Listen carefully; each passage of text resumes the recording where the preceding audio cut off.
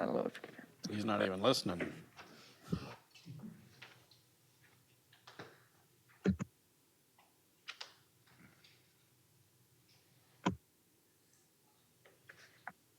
Okay, I'd like to call the August 17th West Des Moines City Council meeting to order. Please join us for the pledge. Pledge allegiance to To the flag of the United States of America and to the republic for which it stands, one nation, under God, indivisible, with liberty and justice for all. All right. Ryan, are we take roll? Are we going to use the voting tonight, or is it still voice vote? Okay. All right, Ryan, would you take the roll, please? Hardman. Present. Hudson. Here. Billion. Here. McKinney. Here. And Trimble. Here. All right, we have 4 in the chambers and 1 online. Ryan, are there any changes to the agenda? There is one change to the agenda, item 6D, amendment to the Mills Parkway Urban Renewal Area. The agenda had listed first reading of an ordinance. That can be removed as this is only a resolution. There's no TIF ordinance amendment at this time. Okay. Move approval of the agenda as amended. All in favor, please say aye. Aye. Right. Aye. Any opposed? Any abstentions? The amended agenda is approved. Item 2 is citizens forum. I might first start that I'll ask during public comments first if anyone's physically present in the council chambers to speak, and then I'll move to anybody that's online. So those who are online, remember to push *6 to unmute yourself when you're ready to speak. So for purposes of citizens forum, is there anyone here in the council chambers that would like to address the city council on any item that's not part of public hearings or new business? Okay, seeing no one, is there anyone online that would like to address the council during citizens forum?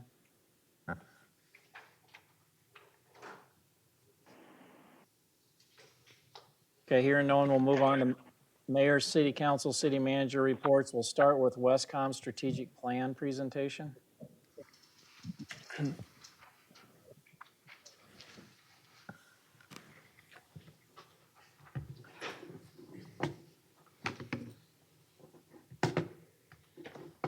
Good evening, Your Honor, members of the council. I'm going to start off tonight and then turn it over to Chief Riney to go through the presentation. But I'm Matt McQuillan. For those of you who don't know me, the city manager of the city of Clive, and I also serve as the management committee chair for Westcom.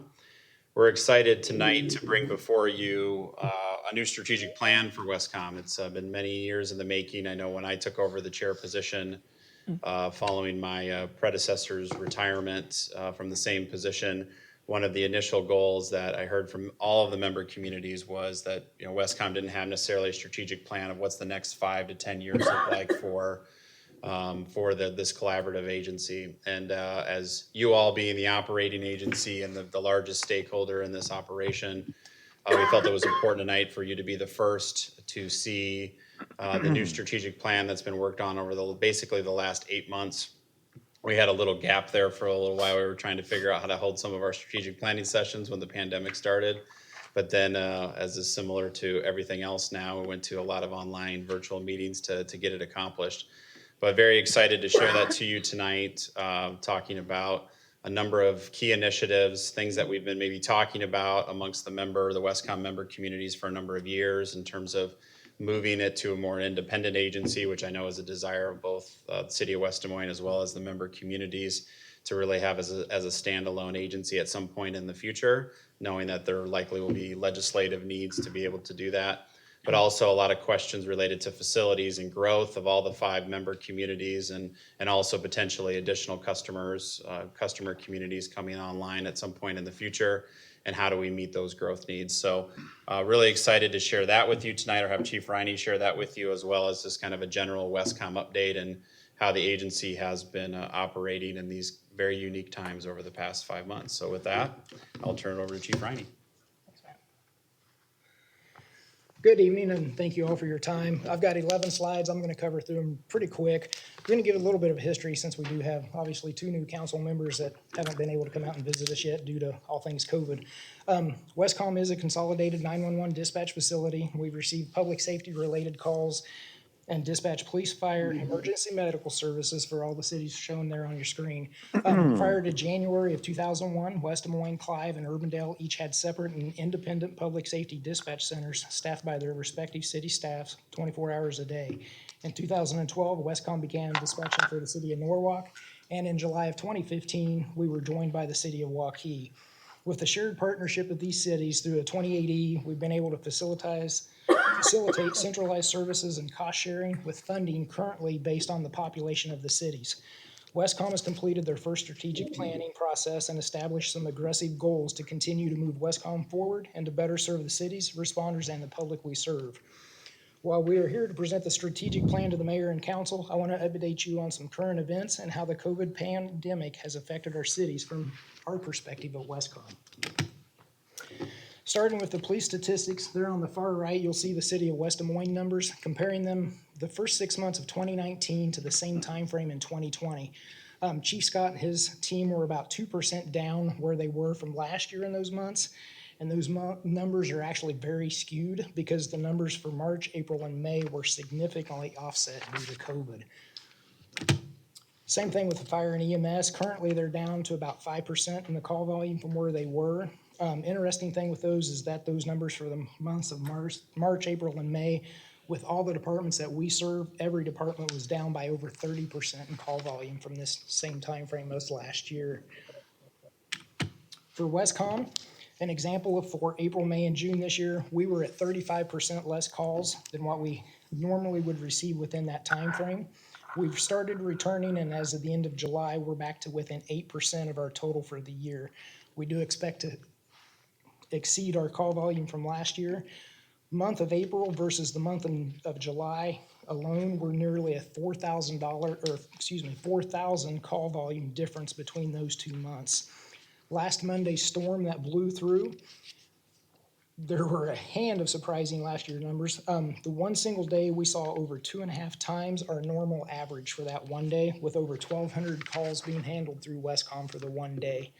We usually stay closer to 500. With the percentage of calls, I mentioned that funding is based on the populations of the cities. With the reduction of the calls, it's also readjusted where some of those calls are occurring. For all the jurisdictions, some of the call types that we've seen a large decrease in are traffic related. Traffic accidents alone are down from over 500 just between March, April, and May from that time frame last year. On the other side of the spectrum, we've seen an increase in calls that were categorized as nuisance or noise complaints, or complaints of large gatherings where people were calling in about people who they didn't feel should be out and about due to COVID. The percentage of growth by the city, some outstanding numbers here for this region and area. All cities in our service area have grown by at least over the past 10 years, anywhere from Clive with nearly 10% growth to almost 90% in Waukee. Obviously, that does impact the city's cost share for Westcom services, as that funding is based on population. Current rate for the cities works out to about $27.50 per resident per year. In comparison to that with other areas, those numbers aren't the easiest to compile, as each state has different metrics and standards for reporting.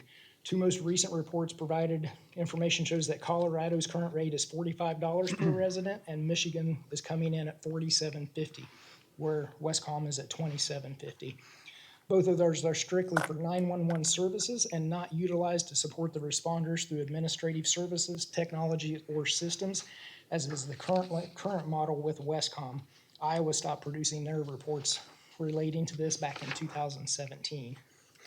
Anyway, some interesting numbers, but to the strategic plan that was recently completed. There you see our vision and mission statements. Westcom released an RFP for the very first strategic plan for the department and received interest from 17 different vendors. Those were narrowed down to 5 consultants to interview, and then one chosen being BDS Planning and Urban Design, actually out of Washington State. They've been working with us, as Matt said, for over the past 8 months to complete the project, and we're very pleased to present their final project to you in your packets. Many hours have been spent looking at the department and how it functions. A specialist on 911 systems and services was utilized and made recommendations, and numerous interviews and observations were made with our responding agencies and the cities.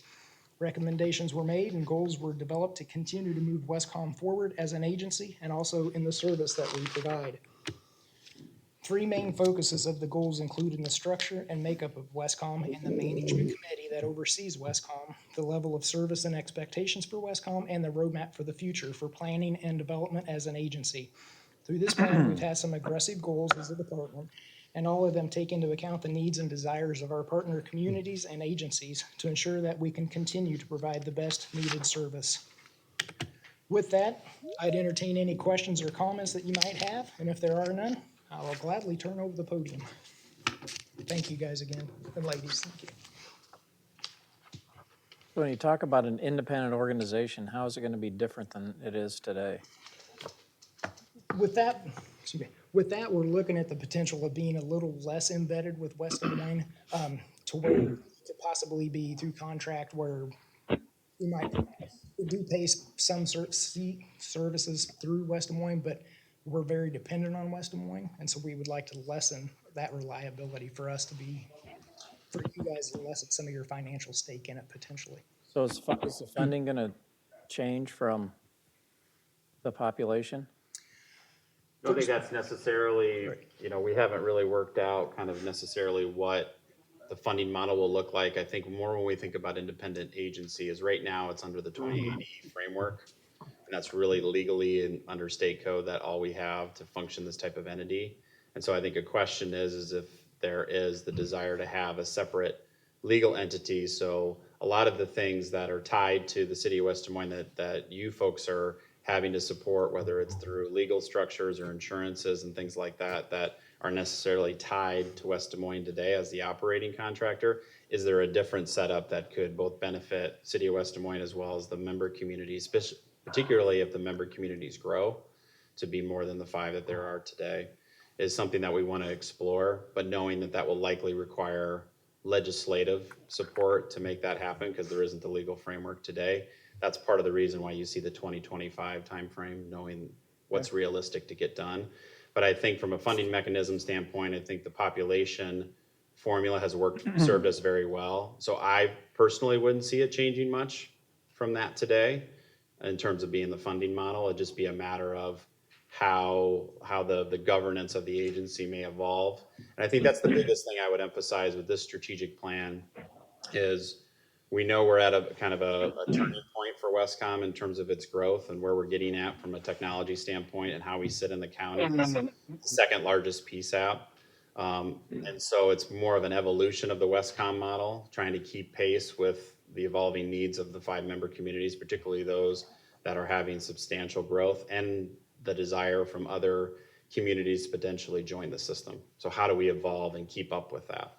So what's the time frame to come back with recommendations on all these issues? I mean, you got big issues trying to decide what the criteria is to let people in.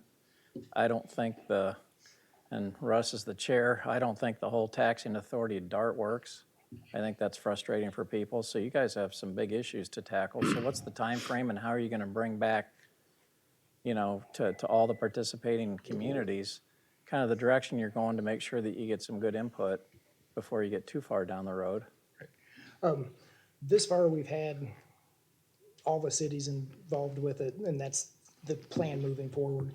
I know Matt mentioned the 2025, a lot of these goals, that's where not necessarily the completion date, but we want to make sure that we have everything at least started by that date, that the conversations are ongoing, that we're involving everybody that's actually needs to be involved with that. And I think there's different phases of it. I think an initial phase related to the structure is just a refresh of the 2080 agreement, which really hasn't been touched for many years, particularly basically since Waukee was added to the system. And so even the evolution of the governance structures of the management committee and the ops tech committee, the things that are in place today, I think there's a desire amongst all the members to see that evolve. So if we're going to refresh the 2080 and then start to do the research of what's the legal framework that we could evolve into at some point, that's where things start. Because I think there is a desire to see that at least be updated, and then the bigger goal of and then we might find in that research that it might not make as much sense to be a full independent agency. We have the similar framework with just some evolutions to it. So that's part of the target, is understanding that there might be some significant hurdles there, and are those hurdles overcomable, or are there ones that aren't going to be achievable, at least in this time frame? And so we've never really dived into that to understand if that's going to make sense for us. And how about I- coming up with the criteria for letting other communities in? It seems like we ought to hurry up and do that because there may be other communities that want to join. And you'll see that in the more kind of detailed parts of the goals, that is a more short-term item, because we do have one community right now that is basically knocking on the door and wanting to know what are the parameters specifically going to be for us to join, and that's Windsor Heights. Well, and I guess, Tom, I'm hoping our Public Safety Committee gets to look at these issues as it's evolving before it gets so far down the road. If we have some concerns about it, it's way down the road. So I just want to make sure, I mean, these are big issues to tackle. And Craig and Chris, our chief of police and fire, are on this, we work with them. yeah, no, that's fine. I was thinking like Renee chairs the Public Safety Council Committee. Hopefully we get iterations of this as it's evolving so we get input, but you guys are going to tackle. Because ultimately, the 2088 updates are going to require all the communities' approval to do the council approval to do that, all Okay. 5 communities. Sorry, Rush, you had a question? I appreciate everything you've been saying, Steve, because I think this is very, very important, very intricate. And, and I appreciate what these guys are doing to take a look at this. The governance committee is going to be a big deal. I think we've got a lot of different regional committees out there with great governance structures in place right now for them to essentially choose from and adopt. The funding model is going to be extremely important to make sure that we keep the cost and the benefits aligned. We're working at trying to do that in DART to make sure that we keep those costs and benefits aligned. I would be a little bit nervous if we changed much from the population, because I think if you guys remember, we used to have population and calls for service. And what we were finding out, and the reason that we changed to just population, is that people were not making those calls for service. They were kind of skirting the system, if you will, and it was just not incenting the right kind of behavior as people were trying to kind of keep their costs down. But I'm with you, Mayor. I appreciate your comments, and I think we could run this by public safety. That would be a good place to vet some of these issues before we do get too far. But I do trust the gentlemen here tonight, and that they're going to continue to do a good job for us and vet some of these issues out. So I look forward to. Renee? Did you have- Yeah, I don't want to repeat what was already said, but I do look forward to some discussion at public safety, because the funding source, I do want to understand the population versus calls, and I just heard from Russ, and I understand about the calls. But as you allow more municipalities in and whatnot, this whole funding structure of how it works for each municipality, it's really critical. Critical. And so, All right, any other questions, Matt? Yeah, thank you, Mayor. and what, one last thing, in terms of your standards of performance and whatnot, I'm sure you have a plan that outlines what those standards are in terms of performance, what you perform for the cities, and what is best practice, and what are the good Correct. standards? I mean, There's actually that's national, critical to know yeah. too. There's actually national standards in place that we're currently meeting. However, we don't hold that certification to say that we're actually meeting those. And Okay. that's part of a couple of the goals that you'll see, the Project 33 and CLIA accreditation. That actually behooves anybody that we interact with it's not meeting our own standards. We're actually meeting national standards that's done by a private entity that they don't have any stake in how we do it, as long as we're meeting the goals to meet that certification. So. All right, Matt? Yep, thank you. Matt, thank you for being here, Chief. Thank you. Appreciate the presentation. It's good to hear you guys are looking longer term. What I have a question about is something more immediate. And you guys know better than most that disasters require often collaboration amongst communities. And interoperability is something I think that, as I understand, is pretty important.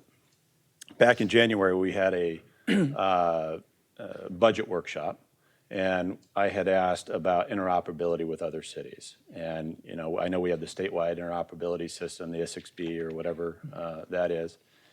And it's on a different system than the Westcom system. And I heard back in January about how there are difficulties in communicating amongst jurisdictions, even here in the metro. Today, the governor was asked during her press conference about troubles with the statewide system. What I'm curious about is, when are we going to be able to achieve, not in 2025, hopefully, but how soon can we achieve true interoperability amongst our metro communities? Right now, actually, Rob, the assistant chief that's really big into technology, can really get into the weeds with that, if you want to come up. Yeah, and I'll speak to it at just a little bit of a high level of, we're fortunate now with Des Moines coming on the state system of our interoperability, and Rob can get into a little more details on this. With them coming on the state system, our interoperabilities with them has gotten even more seamless now, and that really helped us out when we were dealing with some challenges in December that I know this council is very well aware that they really stepped up for us and gave us some benefits because they were coming on the state system. And I think one of the key issues, particularly related to the Polk County PSAP, is how they fit into the mix on that. And which I'm thankful to report is when we started our strategic planning process. Have those come to boil yet? How How long they've been boiling? The Polk County. Okay, maybe another minute or two, then pull them out.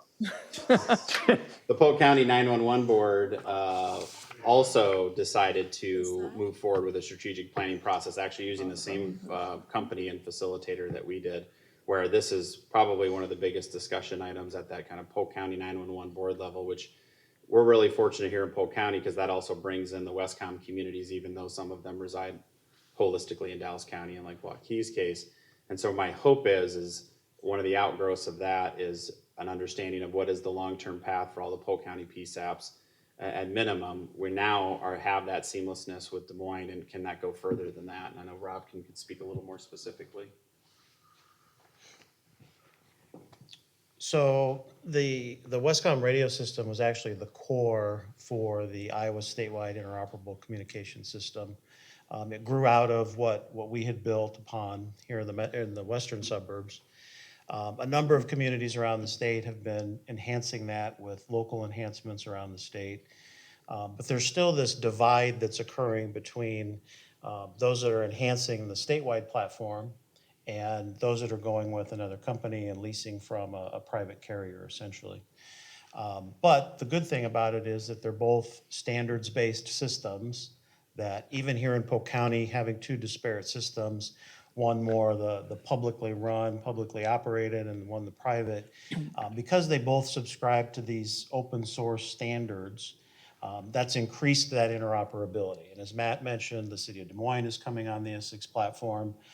Even Polk County, because of that third party that they're dealing with, because it's all open source, the improvements are happening all the time. I can point back to specifically some of the federal executive branch leaders that have been visiting the area recently, and the civil unrest that was occurring in the last few months, that really the tactical teams and the law enforcement that have been working those events, the improvements that we've had over the last even year have been very good and will get much better as we're moving forward. Is there something that the organization, the 2080 group, needs to do to drive better collaboration or better interoperability? Is it just a technology deal? Is it something that the member communities need to do? Because it just seems to me that in 2020, the inability, I can be on an iPhone on Verizon and somebody can be on a Droid on AT&T and we can still communicate. But it sounds like there's just not that same seamless handshake. And emergencies aren't convenient, and you need to be able to communicate. And to me, it's really important that you all are able to communicate. So I didn't know if there's something from a member community standpoint that can help facilitate that sort of communication. No, I think the thing that's been happening though over the last several years, this idea of building a statewide radio system has really brought to bear the need to sort of get out of our silos, pun intended here in Iowa, that we need to talk to our neighbors and not when the emergency happens, before the emergency happens, and work out some of those connections between all of the agencies. And that's happening more and more and more. Here in the Metro, we have this Metro Interop Committee. There's a regional interoperability committee, of course, the statewide interoperability committee. We're all participating and more are participating from the outside, so it is improving. Okay, thank you. Any other questions? Yep. I do want to say, and I've said this before when we've brought up this topic, how proud I am of Westcom and what we've done, because as Rob said, I mean, we have been the leader in building out that statewide system. And I can't tell you how weird it is in my day job at the state to sit there and listen to some state experts say, hey, we need to work with West Des Moines, we need to work with Westcom and see if we can build off of their system and tap into their expertise. And it's a rare situation where the higher government, the state government, is coming to rely on the local government for their expertise in something. And time again, I have heard that up at the state capitol. And so it just is a huge source of pride for me. And I think we're doing a great job at Westcom and helping with that interoperability throughout the state. More people need to get onto the statewide backbone is what needs to happen. And when we revamped everything and the 911 system was revamped, a lot of these local PSAPs are receiving money from that.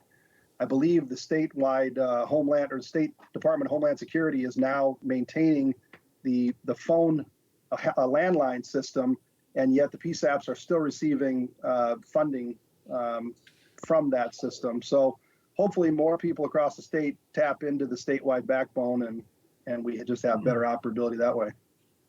Okay, Greg? Yeah, Matt, Darren, and Rob, thank you so much for being here. I really appreciate it and all the hard work that you've done. Darren, you had mentioned the $27 figure per resident cost, and then you'd mentioned something about Denver being $45. I was wondering about, you brought up that $27 figure. Was the point to demonstrate that we have just wild amounts of efficiency and we're doing things the right way? Or, okay, I just wanted to make sure that you weren't inferring that maybe we were underfunded. No. Okay. Well, we could always take more funding. Oh, yeah, but, I appreciate that offer. and once this, actually, yeah, it's once the this is complete as the time goes on, will it remain around that $27? Or is there any way to predict that? There's really not. Okay. And a lot of it just depends on the population growth and everything. The numbers that we're working off right now are the predicted ones that, once they haven't finished the census yet for this year, so we'll see where that goes from there. But yeah, absolutely for the efficiency on that. So. I can tell you from a financing standpoint, one thing that comes up in discussions a lot with the 5-member communities is, and this is part of the evolution, I think, of the 2080 and the management committee. This came up and is in the strategic plan, is the way the management committee is set up today is you have the operational chiefs from each member community as a part of that, and I'm the chair. There's a lot of large budget financial questions that come before that group and help to approve the budget. We believe that there's an evolution that is needed, particularly starting with the city managers of each of the member communities, to be more of that core kind of finance committee to review some of those larger financial decisions before they come before the councils and the incorporated budgets and the city budgets. So I think to that point, in terms of the financial question, is something that we're very cognizant of. And whether, we have so many changes happening, particularly on a technology standpoint, to how these operations run, talking about computer-aided dispatch systems, and are they now ready to go to the cloud, and the security, elements of all of that we need to have under considerations, and then the expensive radio systems, and if you're adding a radio tower.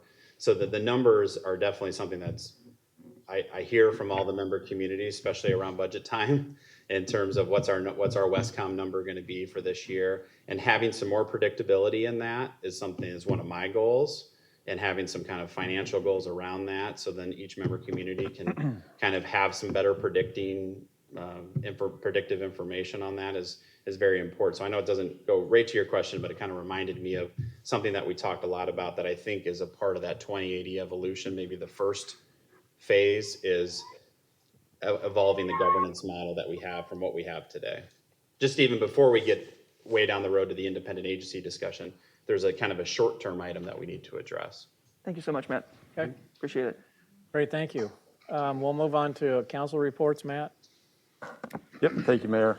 Yeah, just a couple different items here. First of all, We had a Bravo meeting since our last council meeting, and of course, they're working through the impact of COVID on their operations, and specifically the hotel motel piece and the delayed payments that cities have made to Bravo. And so that's obviously impacting Bravo pretty significantly, as well as they're trying to explore how best to support diversity and inclusion, both within the organization itself, but also with the grants that they make in our community. So those are two things that really came from that meeting.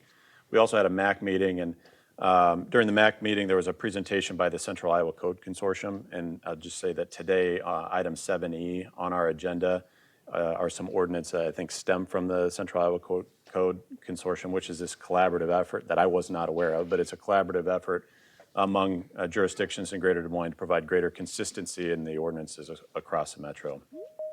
I'd also say that, during that MAC meeting, they kind of surveyed those that participate, and most city halls are actually closed. And I have had to conduct some business outside of City of West Des Moines, where I've physically walked up to city halls and in another community, and it's locked.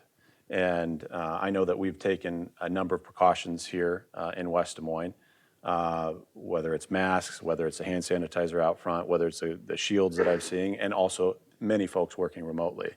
But I will say, from my experience, recognizing that you can still come into City Hall if you need something to conduct business or to share something with your government, I think is a really strong symbol that, for our community and for what we're doing here. So while we are exercising great care, we're also continuing to be open for those that need us in our community. And frankly, it was a rare thing on the MAC meeting as the communities that were open. So I appreciate all the work spent in here to ensure the health and safety, but also being there for our residents. Great.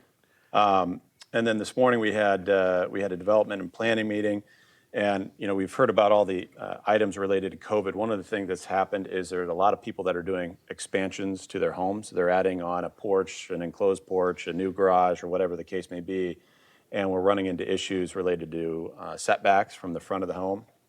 And so that's something that came before the committee this morning, and I think what we tried to do is provide greater maybe flexibility for folks that want to do that, so long as it doesn't impact view lines and sight lines and those sorts of things. So I anticipate we'll see that here sometime soon. Good. That's what I got. Thank you. All right, Kevin? Nothing this time. Russ? Yep, just a quick update from DART. DART had been strongly encouraging riders to wear masks, and then beginning August 23rd, riders will now be required to wear masks. We have disposable masks on the bus for people if they don't have one. Also, we are going to have a service change starting August 23rd. Most DART routes will return to the schedule and frequency that they operated at before COVID-19. This includes 2 routes that have been suspended. One of them is local Route 13 and the Link Shuttle, which I believe goes back and forth between the Capitol and downtown. A few local routes and all express routes will continue operating at reduced levels, though. But we will see increase in trips and frequency with this service change. And then also through our electric bus pilot project, I believe we just received 7 electric buses, and we're excited to get those up and running and in service and start testing those out. But I think we just literally received those. They're not even wrapped. So we are in the process of getting them ready to go into service. And that's all I have. Okay, Greg? Nothing at this time, Your Honor. All right, Renee? Thank you, Mayor. Yes, I do have a couple of things I'd like to share. First is the Human Rights Commission met last Thursday and had a wonderful meeting where they shared their strategic plan with the community, and there were community citizens on that meeting the Zoom call, and have expressed some interest in engaging with the Human Rights Commission about the work that we do. So we also had Catherine, who's with us tonight, on that call, and as well as Lisa Remy from the school district on the call. So expanding the reach of what they do and really trying to form some collaborations, because again, we're all in this West Des Moines thing together, as we were saying earlier today. During the meeting, though, I want to share with you that I share with the group about the United Way of Central Iowa's Equity Challenge. It's a 21-day challenge that starts October the 5th. It is a wonderful way to tap into some virtual learning through your iPad, your computer, your phone, where you get tidbits of different things as it relates to just understanding the times that we're in, understanding all issues that deal with equity, inclusion, and diversity. So Tom and I have talked about it. They were looking for employers to sign on, that they would encourage their employees to participate in this 21-day challenge. And I'm glad that the city is pursuing that. It's a way to get training out there to as many employees as you can, and not have to pay for it, because we all have tight budgets. So I represent, I'm also on the steering committee for United Way, and so I'm talking to as many employers in West Des Moines as I possibly can. So the 21-day equity challenge starts October 5th. I'd encourage my colleagues on the dais to consider signing up for that. They're looking for 10,000 folks to participate, and I'm doing everything I can to get us close to that number. I also attended the West Des Moines Chamber Diversity Committee.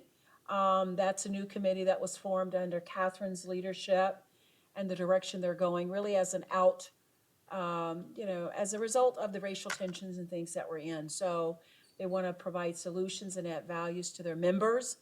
I cannot tell you, that committee is on fire. It is a robust committee. They've got some wonderful ideas. They got a neat fundraiser coming up on which they're going to raise the money and give it to organizations that are on this equity journey of justice and fairness. So I want to thank Catherine for her leadership, and Angela, who owns the Great Frame Up, who is the chair of that committee. But she's got some wonderful people that she's recruited for that committee that are really doing a great job. So I'm going to pop into that committee every once in a while and see about how they're going and see how they're doing to support. Also co-chair the Development Services Committee that Councilman McKinney just talked about, and engaged in some robust discussion about setbacks and what people want to do. But I'll take a moment to a personal privilege to really thank Developmental Services. I think Councilman McKinney will tell you, and we can co-do this, is that they do phenomenal work. And they get everything under the sun, and they got to see how it all fits. And rarely is there gray area for a lot of things, or there's a whole lot of gray that they're trying to fit into a box. So my hat's off to Development Services. I'll share with you that there was a constituent that I talked to last week that lives in Glen Oaks that had some concerns and questions and wanted to meet and talk, and I did. And I invited Lynn to be a part of that, and it was phenomenal. And Lynn did a great job of really helping this person understand what she thought was coming and what isn't coming, and just really kind of answering some technical questions. Really at short notice, Lynn was my companion on that call, and I truly, truly appreciate it. And she did a wonderful job. Lastly, I was on a call with there's a consortium of folks that different cities are represented around the work of the pandemic and whatnot. And Jamie was on the call. Jamie's back there, and she was on a call that talked about the Google Fiber project and all the kinds of things that West Des Moines is doing, or has been doing even before Google Fiber, on trying to deal with digital equity.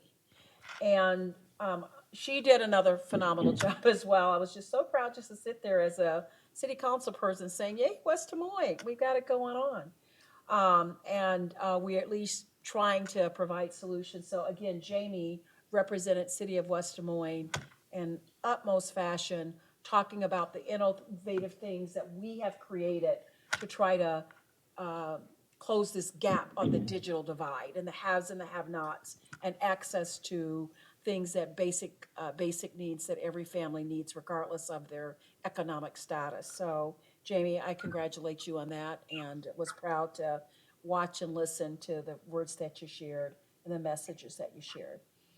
So that, Russ and I sat in on the public safety meeting. It wasn't a long meeting, but we'll hear more of the direction that Chief Lou is going with regard to upgrade on a piece of equipment. So we'll wait on that. It's a huge undertaking, huge dollar amount. very needed, but maybe we'll have that come up a little bit later as we unfold that. But we did a lot of talking about a new fire truck that might be needed down the road. Okay, thank you. That concludes my report, Mr. Mayor. Tom? Yes, a week ago, we were hit with a very significant storm, as was a significant part of Iowa. And what was left behind, the residents have got busy and started putting their debris out. And we usually, let MWA's program handle the smaller type events. But this event, I felt the city was to get engaged, and we are. And today started the collection of the material, and it'll go through the week. So so people have patience. If it's out there, it'll get collected this week. Hopefully, it won't take all week to get all the material. And we also got our parks, trails, and everything cleared, which I give kudos to our staff for doing that. And then Mid-American, a lot of people are out with energy, and I know it's very frustrating. And I think the last folks were put back online Saturday. It was a slow process for some, and I know that's very difficult conditions. So we're back. I think the city's looking pretty good. All on board there to get this cleaned up. So that'll take care of this week, and we'll keep going. See what else this year brings us. Thank you. All right, great, thank you. Item 4 is the consent agenda. Are there any items that any council member wants to pull? 4M1. Okay, want to move the rest? Hold on, I've got one as well, Steve. I've got to pull 4C, what is it? 4C5. Okay, all I right. would move the remainder. Second. All in favor, please say aye. Aye. Aye. Any opposed? Any abstentions? All right, all those items pass. Voting. Item 4C5, Fox Brewing. Russ, you're going to abstain? Yeah, Yep, just abstaining for conflict of interest. okay. Someone want to Move move? approval. Second. Second. All in favor, please say aye. Aye. Aye. Any opposed? Abstentions? Abstention. All right, that item passes. 4M1 is approval of professional services agreement for EP True Parkway reconstruction study, 52nd Street to Prairie View Drive. Kevin? I'm going to abstain from this because the consultant is my employer. Okay, someone want to move it? So move. Second. All in favor, please say aye. Aye. Aye. Aye. Aye. Any opposed? Show Kevin abstaining. Item 5, old business. We have a number of them tonight. Item 5A, the council's being asked to defer action on this item at this time. Moved. So moved. Second. Okay, are there any questions? All right, all in favor, please say aye. Aye. Aye. Aye. Any opposed? Any abstentions? That item is deferred. Item 5B, Fox Ridge, west of Fox Valley and south of Veterans Parkway and southeast Adams Street, amend zoning map to enable single-family residential, medium-density residential, and park land uses. Charles I. and Ruth Colby National Trust. This is an ordinance for the second reading, third reading, and final adoption. There are no changes from the first reading. Move consideration of the second reading. Questions or comments? Lynn? Yes, you were not provided a memo on the dais tonight regarding this? Nope. Okay. The applicant is requesting to remove Area 2 from the zoning. I don't know if I can use this or not.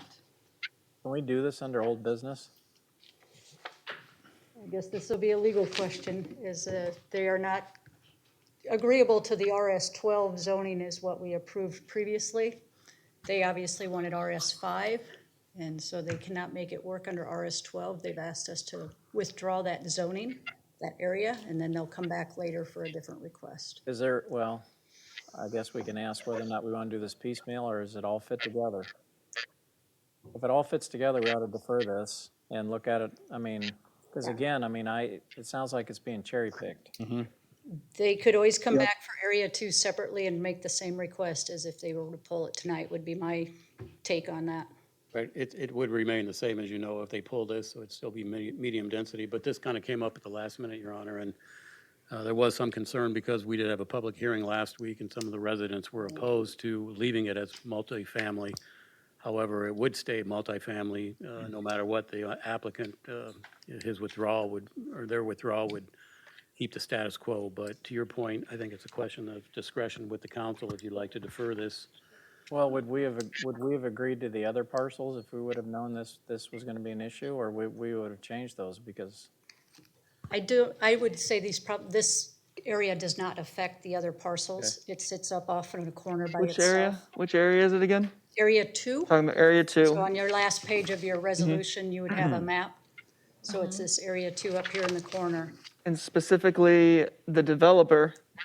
The developer originally, this was comp planned for medium density, zoned for medium density. Last time we did a comprehensive plan amendment, took it to single family, and we had a request, the developer wanted RS5, which is 5,000 square foot minimum lots. Staff was not in agreement with that. We felt it needed to transition from the developed area next to it. We recommended an RS12, which is 12,000 square foot lots.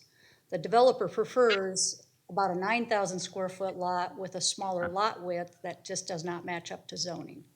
But there was no support for the RS9 or a 9,000 square foot lot. So it was passed with the RS12 at the last meeting. Just today, they came forward and says, we want to withdraw that piece. We don't want you to put any zoning on it. We'll come back and we'll revisit it at some time here in the near future. Well, would that then affect the other parcels? So they all fit together? That gets back to my issue of Yes, should this that's- just get continued until we can sort out that piece? Because, I think so too. I mean, I that, agree. depending on agree. what happens on area 2, that may affect the other parcels. Then I would recommend that we just continue with the RS12 on that piece and we've zoned the whole thing the way it is set up tonight. So we just move forward with what was passed on the first reading. That would be my recommendation for this. I think that's what the The developer council can always support, come yeah. back and request that area be looked at separately. Because that area does need to be a transition, so absolutely keeping that and passing that like we did last time as RS12, I'd be supportive of that too. And they don't have to develop it that way. They do not have to develop it that way. Okay. Well, there's Dick, do going you to have be a any need, concerns? well, there's going to be a need to change the comp plan anyway per their request if you don't do it this way. So, Okay. Yeah. so you can just All make right, the so it change. sounds like I'm back to no change. Okay. So I had a motion and a second, right? Yep. Ryan? Okay, and Yes. any other questions or comments on this? All right, all in favor, please say aye. Aye. Aye. Any opposed? Any abstentions? All right, Ryan? 5 yes, an ordinance amending the official zoning map in the city code of the city of West Des Moines, Iowa, 2019, by amending Title IX zoning, Chapter 4, zoning districts and map. Move approval of second reading. All in favor, please say aye. Aye. Aye. Any opposed? Any abstentions? All right, it's approved. Now, do we want to waive the third reading, adopt in final form in this situation too? Yes. Okay, move waiver of the third reading and adoption in final form. Second. All right, all in favor, please say aye. Aye. Aye. Any opposed? Any abstentions? All right, that item is approved. Can you hear me? Yes. Hi, this is Brandon Stubbs with Stubbs Engineering. I've been trying to wave in here. But we, I'm not sure this is going the way that we wanted it to. The way we're wanting to proceed. I think Seth Moulton is on the line and he'd like to discuss this before we move forward with it. well, it's already been passed, and so I think the option that the applicant's got now is if they want to come back and try to rezone the one parcel later, they have a chance to do that, but we're not willing to carve it out tonight at this stage. So right now, it has the Are we RS12 still going to zoning. have a third reading? Nope, we just did the third reading and adopted in final form because it was unanimous. I believe Seth is on the line here, but that is not, as the applicant, we did not want to rezone it to RS12. Is it, so we took that out from the rezoning option. Well, you ask us to take it out, but the council wasn't willing to do it because first of all, we didn't even know about it. And second of all, that was not what the public hearing was on. So if you want to take it out, then we're not going to do the second or the third reading and none of it's going to get changed. I believe Seth, I heard Seth on the line. I'll let him address these comments. Hi, my name is Seth Moulton. To address the concerns, I do feel like there has been a little bit of misinformation regarding what we were trying to do with that north boundary. The zoning for that piece of ground originally was for townhomes, in which we did initiate a potential rezoning to go to an RS9. for a lot size. Lots that do back up to that area are actually inside of the RS9 boundaries of 70-foot properties and around 9,000 square feet. And again, when the neighbors spoke on not having big enough lots in their backyard, the transition piece didn't really make sense. So when the ruling was adopted to only allow RS12, we wanted to withdraw that so we could re-look and revisit what that site was going to be. Again, with the RS9, it does match up to the current lots that are touching up to that property. And again, that's why we re-pulled it, because adopting on the RS12, we did not feel the council had the full picture of what lots were actually backing up and for a transition piece. And again, with that piece being a multifamily piece, with the zoning to build up to like 50 plus units on it, we wanted the chance to go back and re-look at that piece in particular with a different layout other than RS12. And so again, that's why we removed it from the agenda today, but understanding as of today that because the comp plan was adjusted, that we would have to go back through the full process to re-look at this piece, because from my understanding, the comp plan, if that gets adjusted and the zoning is different, then you cannot just push through at current zoning.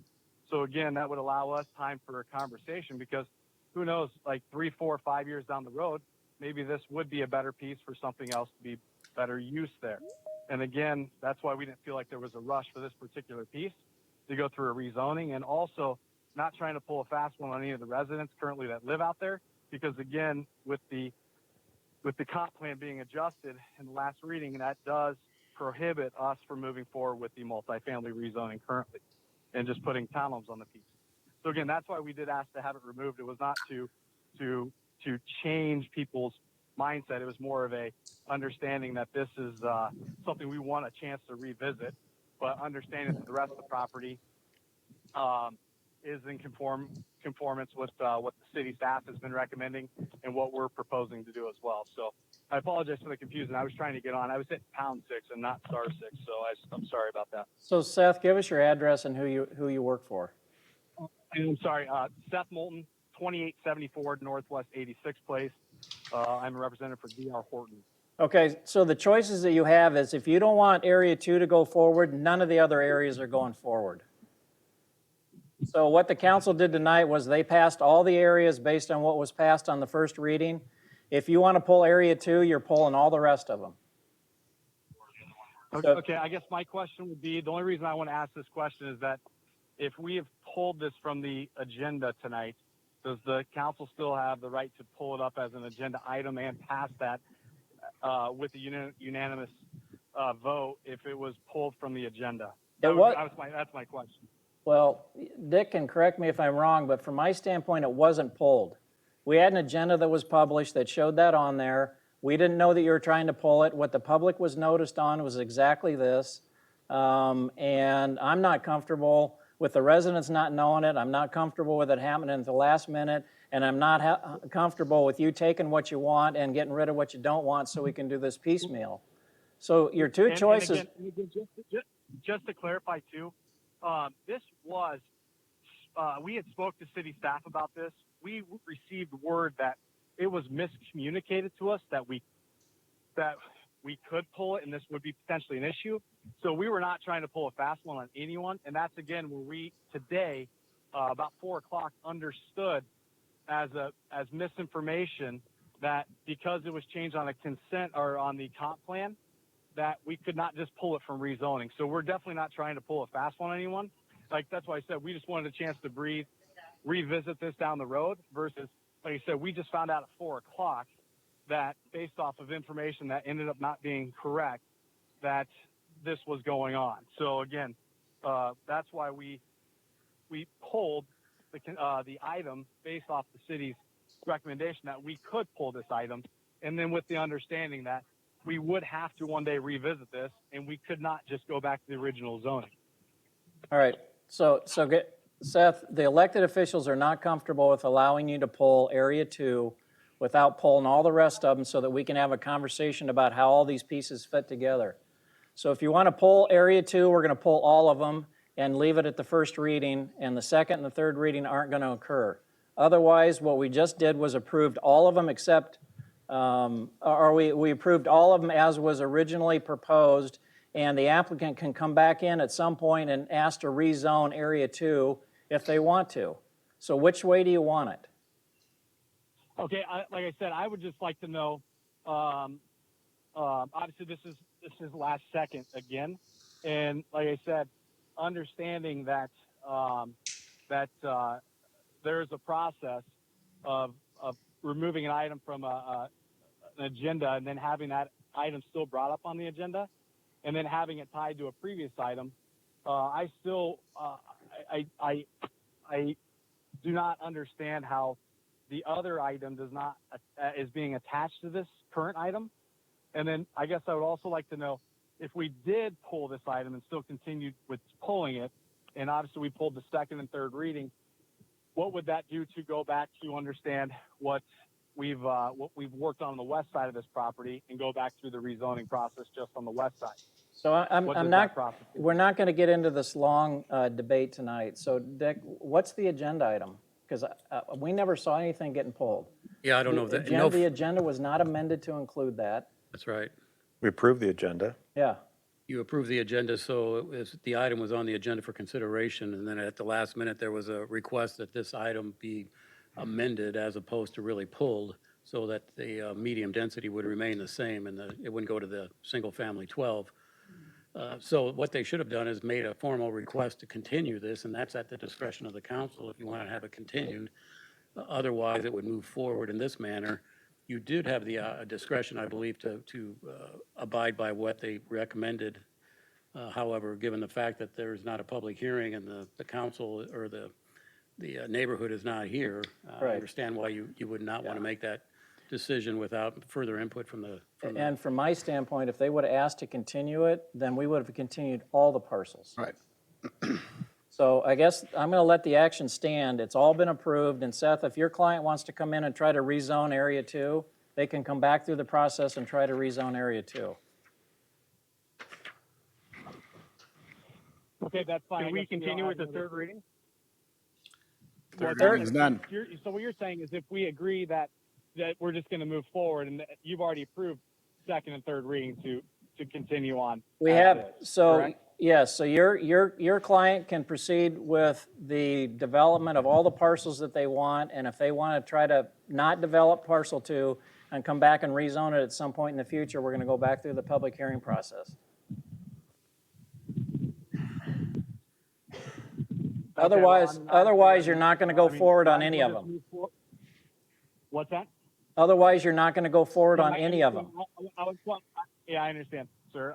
What I'm saying at this point, honestly, I just want to make it clear that this was not the intent of the removal at the last minute. Again, we were understood as some misinformation through the city that what we could or could not do to revisit this property. So I want to make sure the council knows that we were not trying to intentionally do this. But at this point, to go back through the process and redo this, to me, we would end up at the same resolution where we're currently at. So I'm going to say we just move forward with what's currently been adopted. Okay.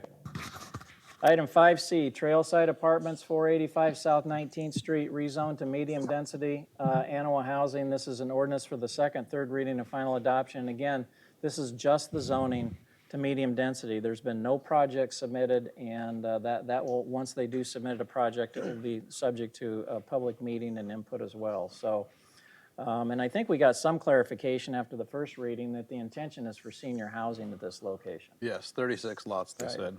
Okay. Move so consideration of the there's- second reading. Okay, is there a second? Second. And there's no changes to the first reading. So any other questions or comments on this rezoning? All right, all in favor, please say aye. Aye. Aye. Any opposed? Any abstentions? All right, Ryan? 5 yes, ordinance amending the official zoning map in the city code of the city of West Des Moines, Iowa, 2019 by amending Title 9 zoning, Chapter 4 zoning districts and map. Move approval of the second reading. All in favor, please say aye. Aye. Aye. Any opposed? Any abstentions? Second reading's approved. Move waiving the third reading and adopting final form. Second. All in favor, please say aye. Aye. Aye. Aye. Any opposed?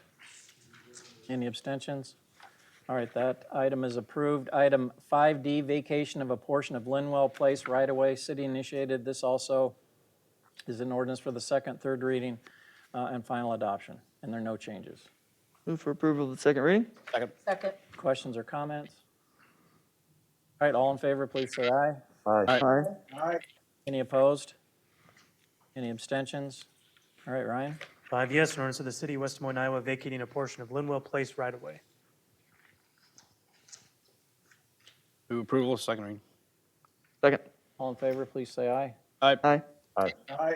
Any opposed? Any abstentions? All right, second reading's approved. Move waiving third and adopt final form. Second. All in favor, please say aye. Aye. Aye. Aye. Any opposed? Any abstentions? That item is approved. 5E, Amendment to City Code, Title 5, Police Regulations, Chapter 3, Animal Control, clarify definitions and procedures with dangerous and vicious animals.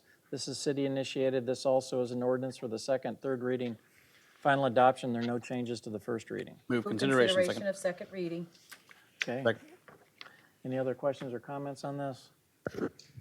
All right, all in favor, please say aye. Aye. Aye. Any opposed? Any abstentions? All right, Ryan? 5 yes, an ordinance amending the city code of the city of West Des Moines, Iowa, 2019 by amending Title 5, Police Regulations, Chapter 3, Animal Control to clarify definitions and procedures pertaining to dangerous and vicious animals. Move approval of second reading. Second. All in favor, please say aye. Aye. Aye. Any opposed? Any abstentions? All right, second reading's approved. Move waiving third and adopt final form. Second. All in favor, please say aye. Aye. Aye. Any opposed? Any abstentions? That ordinance is approved. 5F, Amendment to City Code, Title 6, Motor Vehicles and Traffic, Chapter 9, Traffic Schedules, Section 2, Through Streets Stop Required, Boonville Road, South 88th Street to Western Terminus, and Cascade Avenue, Jordan Creek Parkway to Western Terminus, city initiated. This also is an ordinance for the second, third reading, and final adoption. There are no changes. Move consideration, second reading. Second. Questions or comments? All right, all in favor, please say aye. Aye. Aye. Any opposed? Any abstentions? All right, Ryan? 5 yes, an ordinance amending the city code of the city of West Des Moines, Iowa, 2019 by amending provisions pertaining to the traffic code relating to official traffic controls. Move approval. Second. All in favor, please say aye. Aye.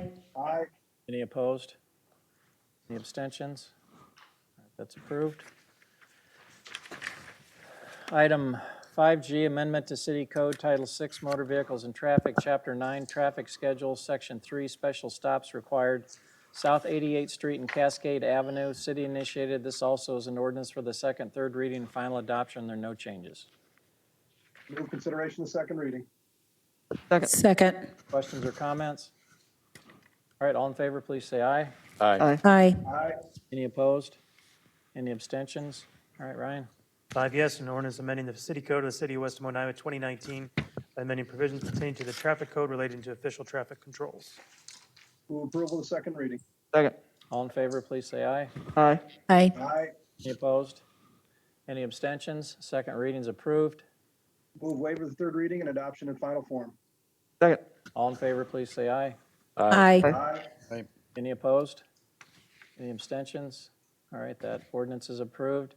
5H, Amendment to City Code, Title 6, Motor Vehicles and Traffic, Chapter 9, Traffic Schedules, Section 10, Special Speed Zones, Stagecoach Drive, Mill Civic Parkway to Western Terminus, Stagecoach Drive, School Speed Zone, 140 feet east of South 93rd Street to 200 feet west of South 95th Street, and Boonville Road, South 88th Street to Western Terminus. This also is an ordinance the city initiated for the second, third reading, final adoption. There are no changes. Move consideration of second reading. Second. Questions or comments? All right, all in favor, please say aye. Aye. Aye. Aye. Any opposed? Any abstentions? All right, Ryan? 5 yes, an ordinance amending the city code of the city of West Des Moines, Iowa, 2019 by amending provisions pertaining to the traffic code relating to official traffic controls. Move approval of second reading. Second. All in favor, please say aye. Aye. Aye. Aye. Any opposed? Any abstentions? Second reading's approved. Move to waive third reading and adopt in final form. Second. All in favor, please say aye. Aye. Aye. Aye. Any opposed? Any abstentions? That ordinance is approved. 5I, issuance of $13,805,000 of general obligation refunding capital loan notes, Series 2020A, city initiated. We have 2 resolutions which we can take together, and we had a public hearing on this last council meeting. Move approval of the resolutions. Second. Any questions? I just, Mayor, I just want to say, these things don't happen on their own. I know that. And this is an important thing for what has happened in our city. And so, Tim, I know you've spent a lot of time doing this, and I just don't know that our residents know the impact of having to go through all the efforts you have and the benefit to our residents. So I think it's fantastic. If there's a way that we can help folks understand how, first of all, we've got this AAA bond rating, and then how we leverage that AAA bond rating to have such a low debt service cost, it'd be great, because this doesn't happen. No, and we need to remind people, and I had a chance to speak at a Breakfast Club last week, and I mentioned through all these refundings, since I've been mayor, I think we're going to save $10.9 million in interest. So we can assure our taxpayers that I think this is really the last issuance we feel like we can do a refunding and actually save any money because of all the financing we've done. So, but to save $11 million in interest is a significant sum of money. So that's a good point, Matt. I appreciate it. And I suppose, Tom, we ought to do something, just a blurb on the website. Thank you. That's Okay. fantastic. Great, thanks. All right, all in favor of 5I, 1 and 2, please say aye. Aye. Aye. Any opposed? Any abstentions? Those resolutions are approved. 5J, issuance of $5,100,000 of general obligation urban renewal capital loan notes, Series 2020B, city initiated. The same 2 resolutions, and we did have a public hearing on this last council meeting as well. Move to approve the resolution. Second. Questions or comments on these resolutions? Okay, all in favor, please say aye. Aye. Aye. Any opposed? Any abstentions? Those resolutions are approved. Item 5K, issuance of $13,565,000 of general obligation urban renewal capital loan notes, taxable Series 2020C, city initiated. We also have the same 2 resolutions, and we did have a public hearing on these items as well last council meeting. Move to approve the resolutions. Second. Questions or comments on these? All right, all in favor, please say aye. Aye. Aye. Any opposed? Any abstentions? Those resolutions are approved. Your Honor, did we, was there a agenda item F that we didn't waive the 3rd reading and final adoption? Ryan, do you have anything about that? Did we miss one? I was wondering.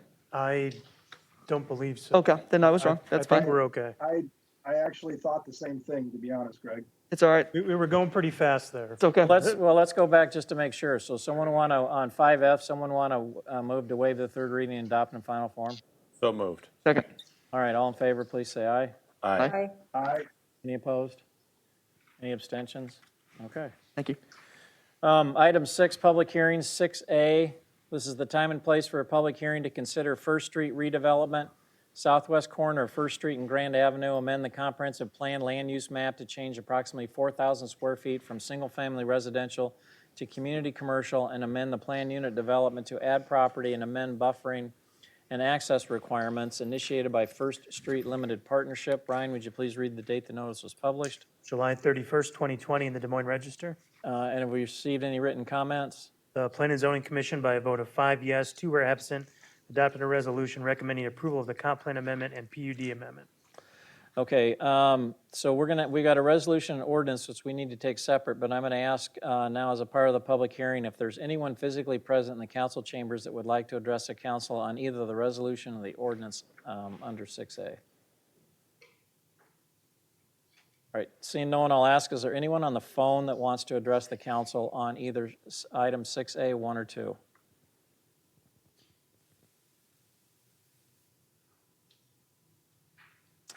All right, hearing no one, I'll declare the public hearing closed. The council communication indicates there are no outstanding issues. We need to first take the resolution to approve the comprehensive plan amendment. So moved. Second. Questions or comments? All right, all in favor, please say aye. Aye. Aye. Aye. Any opposed? Any abstentions? The comp plan is amended. Item 2 is the ordinance for the first reading. Move consideration of the first reading. Second. Questions or comments on the ordinance? All right, all in favor, please say aye. Aye. Aye. Aye. Any opposed? Any abstentions? 5 yes, an ordinance amending the city code of the city of West Des Moines, Iowa, 2019, and ordinance numbers 2122, 2135, 2184, and 2263 pertaining to PUD district regulations and guidelines. Move approval of the first reading. Second. All in favor, please say aye. Aye. Aye. Any opposed? Any abstentions? All right, the first reading's approved. Item 6B, this is the time and place for a public hearing to consider Panera Bread, 6740 University Avenue, amend comprehensive plan land use map from professional commerce park to support commercial, and amend the West Lakes Plan Unit development to accommodate the addition of the drive-through to an existing restaurant initiated by SLB of Iowa. Ryan, would you please read the date the notice was published? July 31st, 2020, in the Des Moines Register. Have you received any written comments? The Planning and Zoning Commission, by a vote of 5 yes, 2 were absent, adopted a resolution recommending approval of the comp plan amendment and PUD amendment. All right, now would be the time for, first, anyone physically in the council chambers that would like to address the city council on item 6B, 1 or 2. All right, seeing no one, I'll ask if there anyone on the phone that would like to address the council on item 6B, 1 or 2.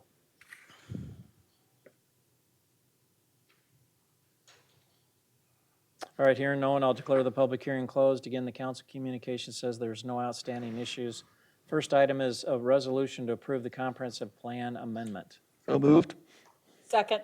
Other questions? I just Comments? say, Mayor, I appreciate, this came through development and planning, and to, I guess, echo the comments that Councilwoman Hardman said earlier, appreciate all the work that Lynn and the team put together, because it was kind of like maybe putting a square peg in a round hole to make this work, and you know, in the times that we're in, to be able to do the drive-through to get this done, I think it was great work, so appreciate it. And I appreciate that comment, and that was something I was going to note. I suppose as we look at our comp plan update, it seems to me that we need to be a lot more flexible with drive-throughs. If you look at this pandemic, all the drive-throughs are being maximized use. Now, I know we're all concerned about traffic backing out on public streets, but maybe we ask developers to do a better job of allowing queuing on their own property. But I think as a part of the comp plan, we need to take a serious look at being more flexible with drive-throughs, because that really is carrying the day for these restaurants right now. Okay, so all in favor of the comprehensive plan amendment, please say aye. Aye. Aye. Any opposed? Any abstentions? All right, the comp plan's approved. Need a motion for the first reading of the ordinance. Move consideration of the first reading. Second. Questions or comments on the ordinance? I did just want to say something really quickly. I would echo the comments that Councilman McKinney made, thanking staff for, really working with this applicant to try to make things work and allow them to have a drive-through in these challenging times. And I really appreciate Councilman McKinney and Councilwoman Hardman for taking this through their committee and vetting this through and making a way to have this work. So thank you guys for doing this. Okay, all in favor of the first reading of the ordinance, please say aye. Aye. Aye. Any opposed? Any abstentions? All right, Ryan. 5 yes, ordinance amending the official zoning map in the city code of the city of West Des Moines, Iowa, 2019, and ordinance numbers 910, 1003, 1076, 1196, 1220, 1326, 1330, 1351, 1451, and 1616 pertaining to PUD district regulations and guidelines. Move approval of the first reading. Second. All in favor, please say aye. Aye. Aye. Any opposed? Any abstentions? First reading is approved. Item 6C, the council is being asked to continue this item indefinitely. Move continuation. Second. All in favor, please say aye. Aye. Aye. Aye. Aye. Any opposed? Any abstentions? That item is continued. Item 6D, this is the time and place for a public hearing to consider amendment number 9 to the amended and restated Mills Parkway Urban Renewal Area, Subdistrict 9, initiated by the city of West Des Moines. Ryan, would you please read the date the notice was published? August 7th, 2020, in the Des Moines Register. Have you received any written comments? None, Your Honor. All right, now would be the time for anyone physically present in the council chambers that would like to address the council on item 6D. All right, seeing no one, I'll move on to anyone that's on the phone that would like to address the city council on item 6D.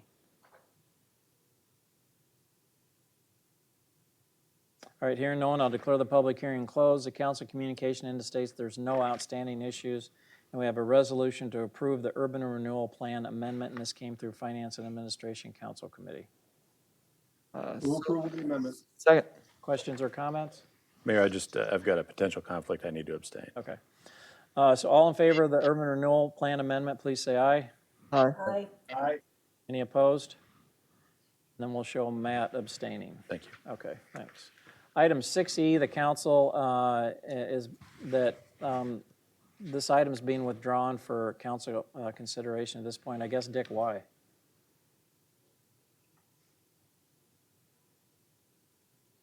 Your Honor, if you remember when we vacated Moffett Lake Road, there was a trail easement in that was Polk County's trail easement. And so that didn't need an easement because it was in our right-of-way. So what we thought we were going to have to do was plat a part of that off and convey an easement to them. Instead, we simply removed that from the property that's going to be conveyed back to Westlake's properties and kept that. And so the plat is simply conveying everything but the trail easement, and Westlake's is fine with that. So Okay. it was more of a procedural issue.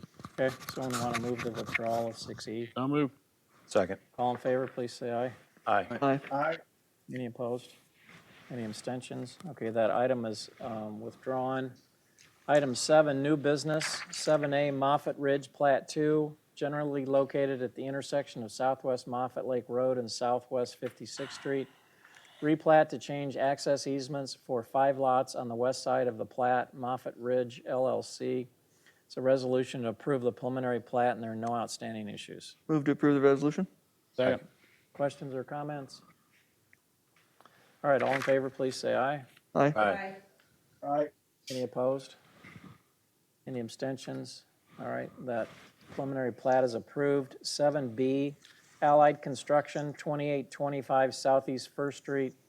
Approval of a site plan for the construction of a 37,500 square foot warehouse and a 5,000 square foot future office addition, and 3 buildings for storage totaling 14,880 square feet.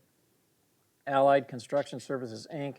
It's a resolution to approve the site plan, and there are no outstanding issues. Move approval. Second. Questions or comments? All right, all in favor, please say aye. Aye. Aye. Any opposed? Any abstentions? All right, the site plan is approved. Item 7C, Microsoft Osmium, 5855 Southwest Cary Street. Approval to allow construction of accessory modular electrical structures. Microsoft Corporation, it's a resolution to approve the major modification. There are no outstanding issues, and this also came through Development and Planning Council Committee. Move to approve the resolution. Second. Questions or comments?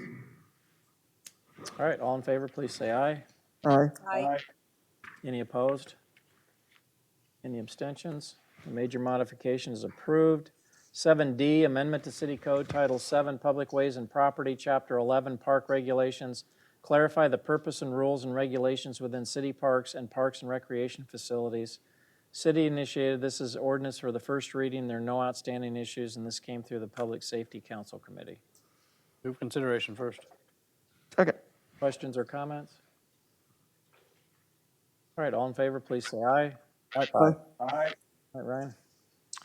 5 yes, ordinance amending the city code of the city of West Des Moines, Iowa, 2019 by amending Title 7, Public Ways and Property, Chapter 11, Park Regulations. Move approval of first reading. Second. All in favor, please say aye. Aye. Aye. Any opposed? Any abstentions?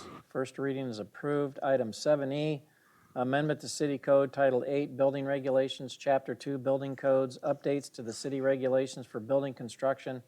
City initiated, this is an ordinance for the first reading. Matt gave a little comments on this from the MAC meeting, and this also came through the Development and Planning Council Committee as well. Move approval. Second. Questions or comments? I guess my comment is I really appreciate the flexibility that we're trying to bring to everything that we do. Government is not known for flexibility, but it seems like everything we're working through, we're trying to give more flexibility in order to allow more opportunities. So I really appreciate, especially when you look at the building code situation. So with that, all in favor, please say aye. Aye. Aye. Aye. Any opposed?